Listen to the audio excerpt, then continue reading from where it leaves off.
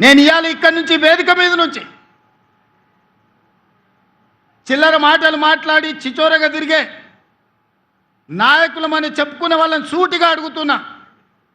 10 సంవత్సరాలు నువ్వు నోటిఫికేషన్లు ఇస్తే నియామక పత్రాలు చేపట్టలేదు కదా. సంవత్సరం తిరిగే లోపల 70,000 ఉద్యోగాలు మేమెట్లా చేపట్టినాము?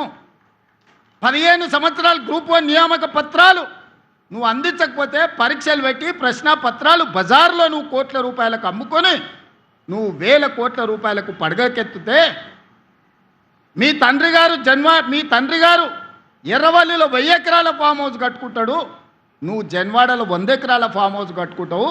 నీ బావ హరీష్ రావు మోయినాబాద్లో 50 ఎకరాల ఫామ్ హౌస్ కట్టుకుంటాడు. నీ చెల్లెలు కవితమ్మ శంకర్పల్లిలో 25 ఎకరాల ఫామ్ హౌస్ కట్టుకుంటారు. తెలంగాణ రాష్ట్రం మాత్రం 8,11,000 కోట్ల రూపాయల అప్పులో మునిగిపోతుంది. మీకు టీవీలు వచ్చినాయి, మీకు పేపర్లు వచ్చినాయి, 1000 కోట్ల వ్యాపారాలు వచ్చినాయి.